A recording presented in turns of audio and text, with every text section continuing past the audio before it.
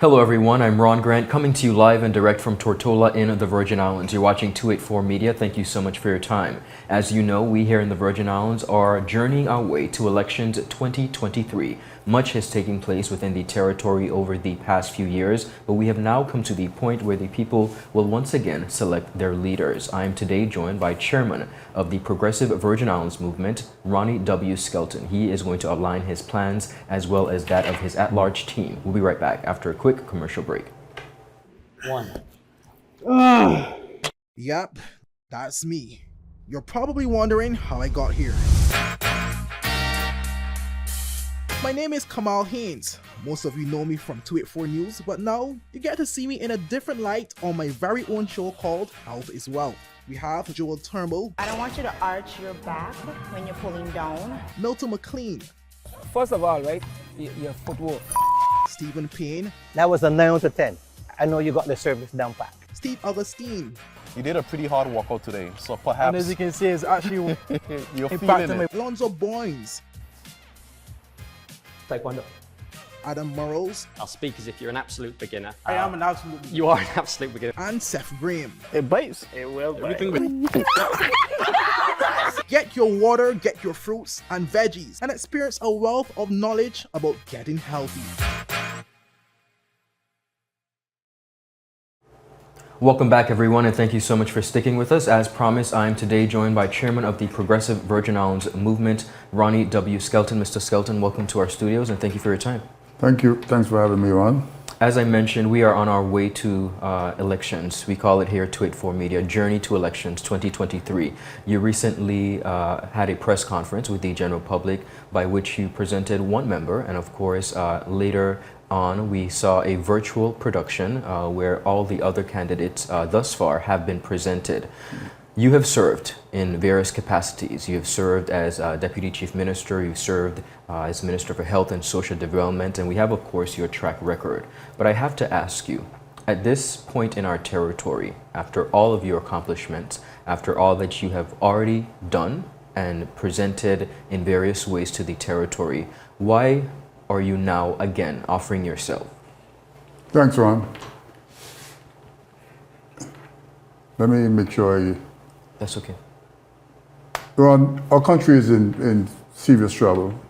Our country is at the brink of the British government taking over our country. Our people have fought from in the 60s. Before us had ministerial government in 1967. Then we had advancement in the Constitution of 67 to 77 and 2007. We have made tremendous progress along those roads. For it to be retarded now by suspension of the provisions in the Constitution that our people, our forefathers fought for, I consider it not right.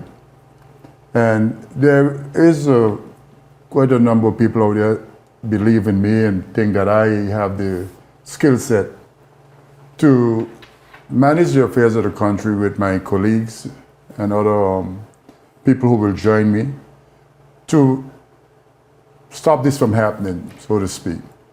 And it's, you look at it now as a rescue mission so that the British government does not do what they want to do.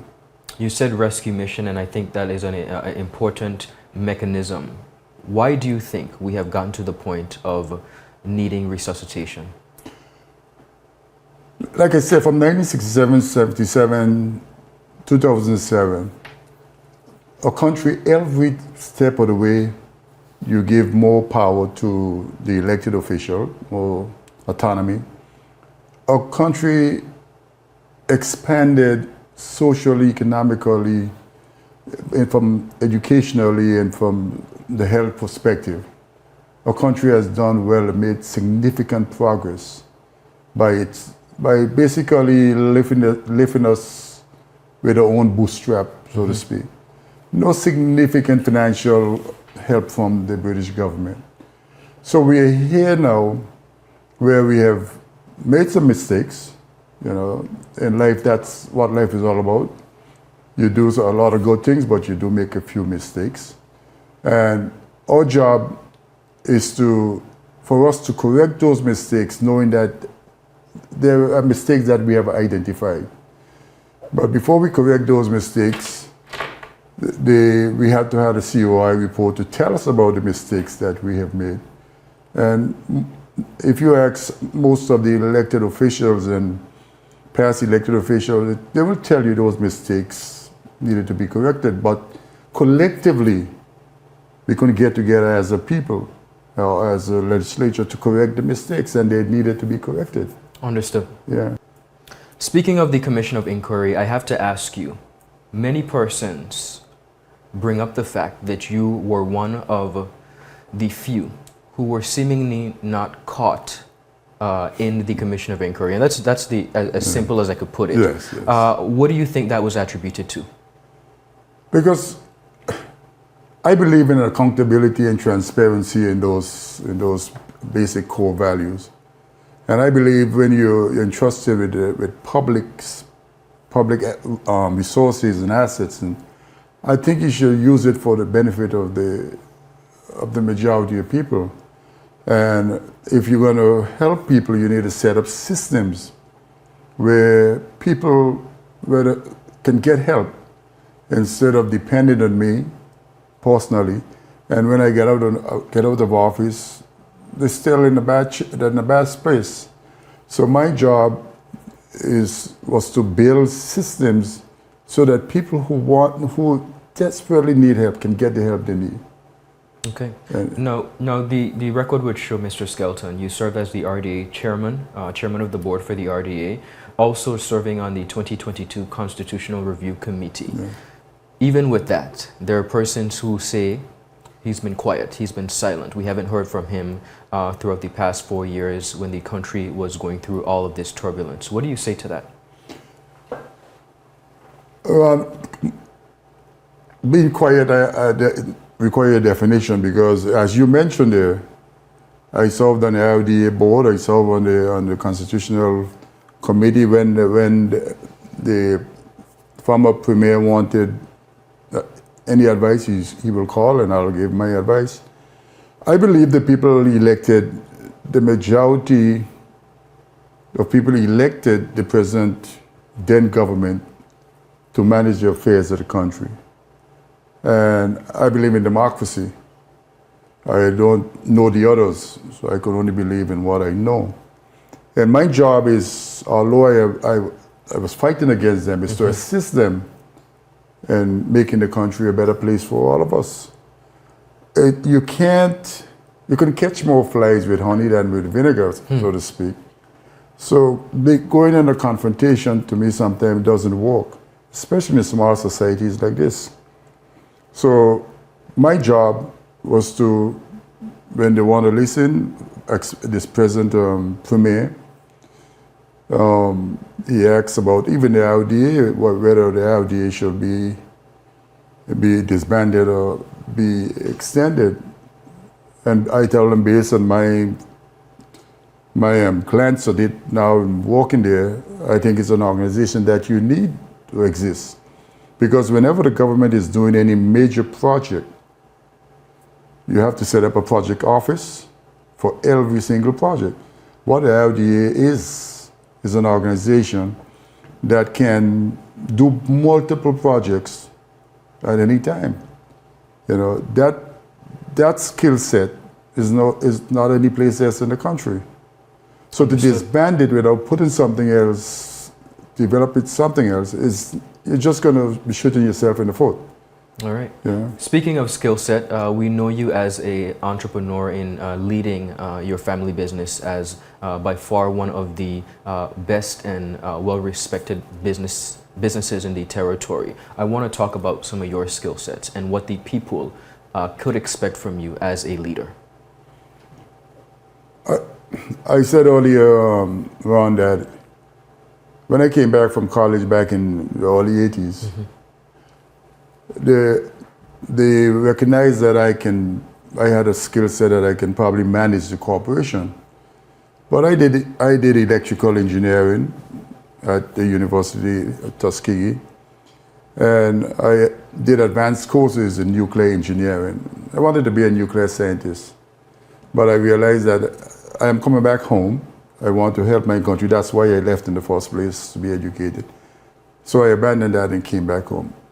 So the present government of the day recognized that they needed somebody trained locally, a local person to manage the corporation.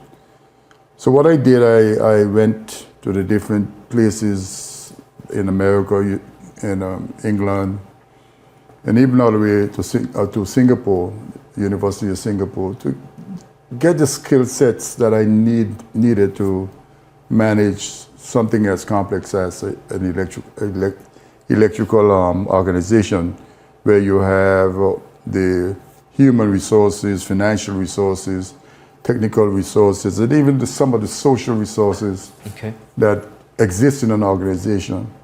So I went and I tried to get as much knowledge as I possibly can to be able to do the job the best I can do. And I think there my record speaks for itself, because if you go and get testimonial, they will tell you that I did a good job. Well, speaking of your record, I do have some notes, of course, based on my research. Let's take a look particularly at Minister of Finance and as Minister for Health and Social Development. Built homes for low-income families, introduced a policy for increased scholarship from the amount of $12,000 to $18,000. Yes. You also introduced a policy for duty exemption for taxi drivers. You introduced a policy for free tuition at HLSCC for belongers, the implementation of the National Health Insurance Scheme, construction of the New People's Hospital, construction of the Nurse Iris O'Neill Medical Center. You introduced policy to make the first $10,000 in income to be payroll tax-free, implemented a postal code system, brought back some 20 million of land for land bank, introduced tobacco legislation that was approved by the House, introduced a child protection legislation that was approved as Minister of Health, and funded the salary review for public service officials. So that is just a brief synopsis of your record. At this point, what do you look forward to doing once elected?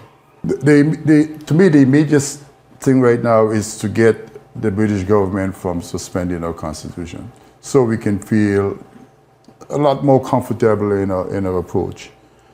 And the other thing is to, with my colleagues and those who will join me later, is for us to try to build out the economic, the infrastructure, the healthcare system, build it back out so that our people can get the world-class education, world-class healthcare, world-class roads and stuff like that.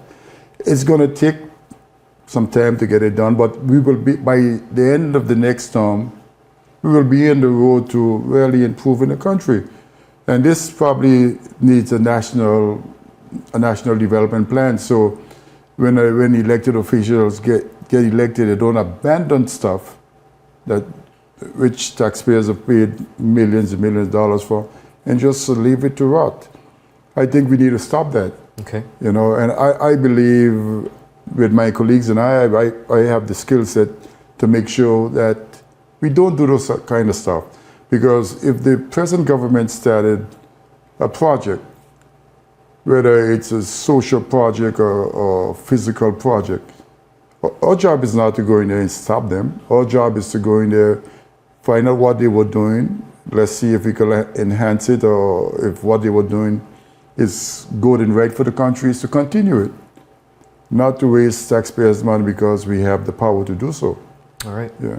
Now we talk a lot about the conversation is usually sometimes the negative. When I say that, I mean, what are the strengths or weaknesses of a candidate? But I'd like to start specifically. What would you say would be your number one strength as an elected official? And then perhaps what would be one of your weaknesses? I think one of my strengths is to get people to do the best they can do. I proved it in electricity, back in I forgot the exact year that we had a hurricane. Okay. It took down about 50% of the system. And when I gathered the whole distribution generation section, they say it's going to take months to get it back up. And I said, why will it take months? And they started explaining. And I said, you just tell me what you need and I'm gonna get it to you where you are so you don't have to move. And we got the system back up and running in 2 weeks. So even in the government system, for example, the hospital we were building, it is true that we started it and then we were fired. I like to use the word fired because Some don't like that word. some don't, but Yeah. I was fired. The people fired you. The people fired me. Yes, that's exactly what I'm saying. Because they think that the other side was better. Correct. Better. I don't have a problem with that. That is democracy. And we came back and we had to finish it. And the whole idea is to get people to do the best they can do so they can deliver the product for the people, not for me, for the people who needed it. Okay. And I think that's one of my strong points, you know. My weak point is trying to answer all the negative stuff that people say about me, you know. Okay. I think I probably don't sometimes, and that's probably a weakness of mine. Because what they say, they know that is not true, but they're saying it.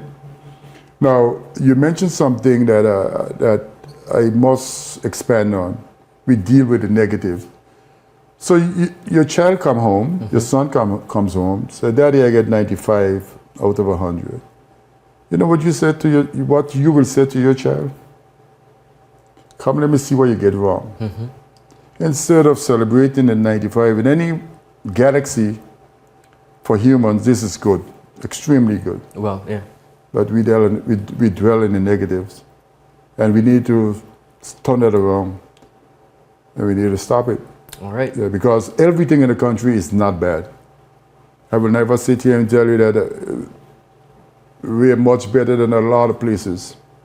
We have problems. And the problems are not insurmountable. Our problems can be fixed. We just got to get together as a people and fix the problems. If you go from one end of this country to the other end, you know the country needs cleaning. We have to clean our country. But you'll hear people talking all sorts of negative stuff. But the majority never stand up and say, listen, we need to clean our country. And let's do it together. And let's do it together.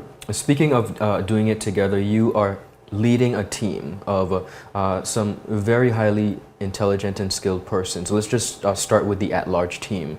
How did you come about the selection of choosing some of the individuals, or should I say the party, ratifying some of the individuals? You have Miss Shayna Smith-Archer, Miss Ingrid Moses-Scatliff, and you have Mr. Stacey Mather. How did you as leader and the party decide on these 3 additional individuals? A couple had to take a little prodding. Okay. But some was gung-ho on coming forward to help the country. And, you know, all of them, there's one common thing among them, is that our country needs us. We need to go there and put ourselves up, see if the people will be willing to take us to help rebuild our country. And I think it wasn't a lot of hard work, I would say. Not like the last time we were trying to get people, you know. This time it's a bit easier. Okay. There are a number of persons of all different age brackets, but particularly I look at young persons like myself who are saying that they're not going to the polls, they're not participating in this election. What do you say to that demographic of voters that are seemingly insisting that they're not going to participate in the process, Mr. Skelton? What do you say to them? I would say to those younger persons, and not because I am a bit older now. I was your age at one time, and probably I was your age 2 times. I will say to you that I don't want to be negative and say you're making a mistake. I think I need to say to you that your country needs you to go and perform your democratic rights. These rights were once not affordable, not applicable to us as are descendants of slaves or descendants of slave owners. Some of these rights were fought for. And I know you may be disappointed in the leadership, but I will say to you is prepare yourself so you can better help our country to move forward for generations, not just my children and my grandchildren, but your children, which you will have, and your grandchildren. Do not take that stand. I know it's an easy stand to take, but our country needs you, young people. Our country needs you. Thank you so much. When we look at our journey as professionals, we have some highs, we have some lows. You've served in the elected capacity as well. It's a twofold question. Would you do anything differently? You know, that's a very good question. Sure, there were things that I didn't consider that was done correctly. Mm-hmm. And the mistakes were made. Like, we're all humans. No one of us is perfect. If you have to go back, I'll probably try to correct those stuff and get a better result than some things I probably will not change, but good and bad exist together. So although it sounds like a simple question, it's a very difficult question, because to correct one problem, you will create some other problem. For example, we are an affluent society, but our garbage situation is out of control. Mm-hmm. If we were probably a poor country, probably will not have as much garbage as we do have.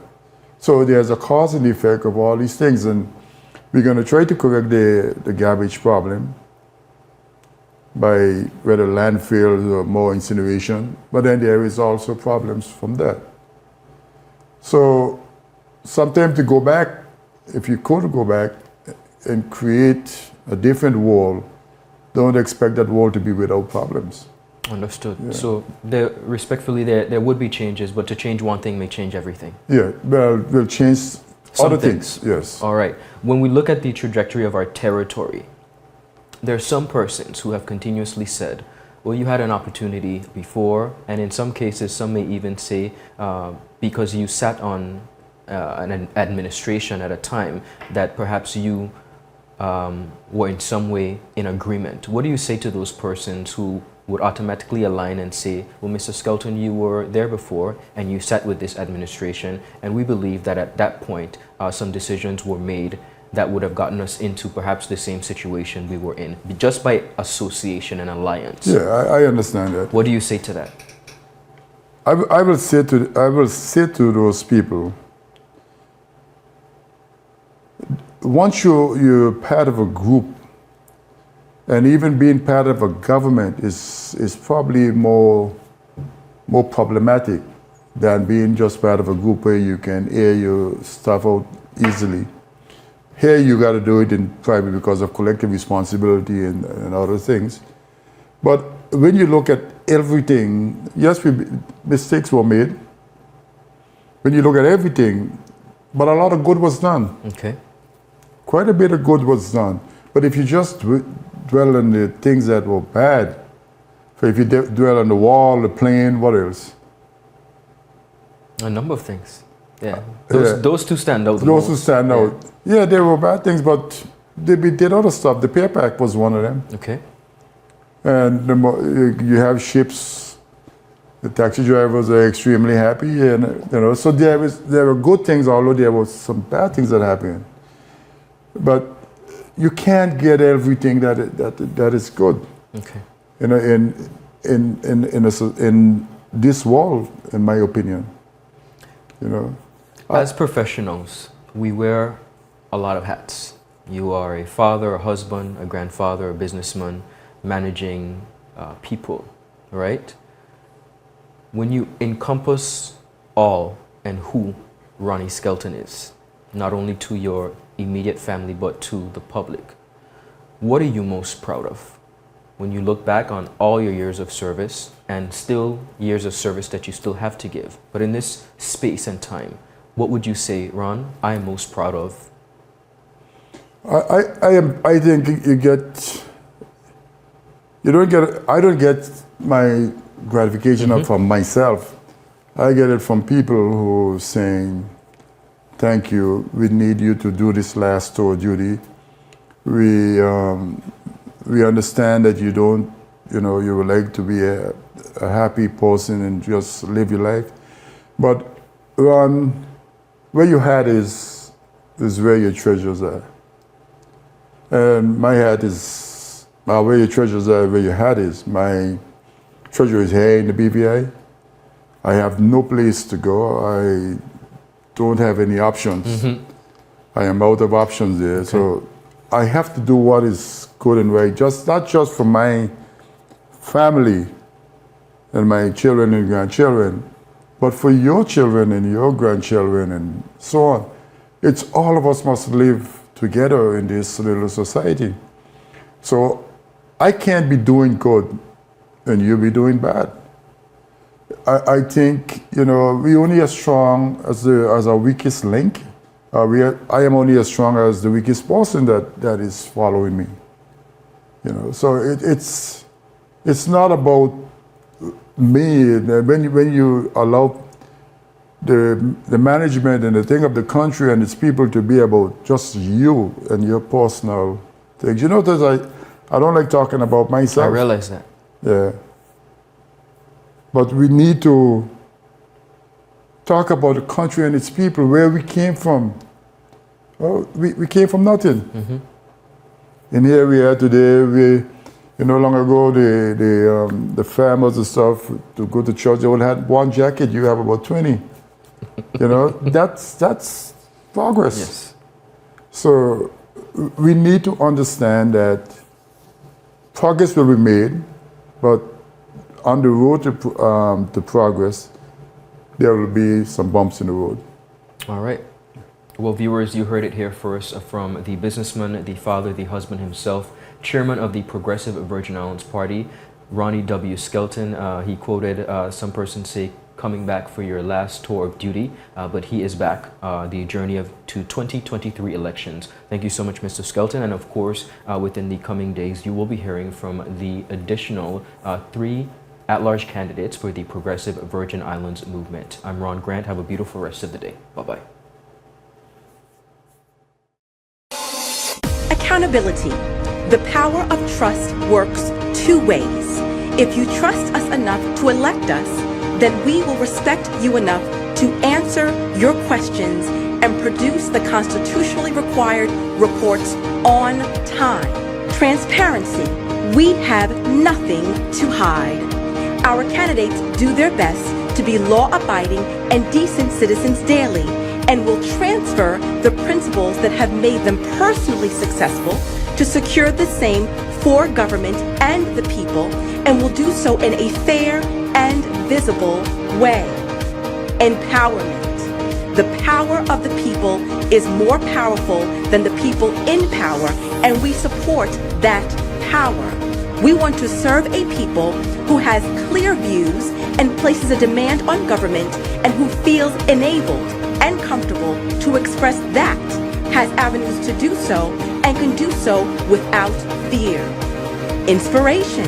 What we do now is not for ourselves, but for our future.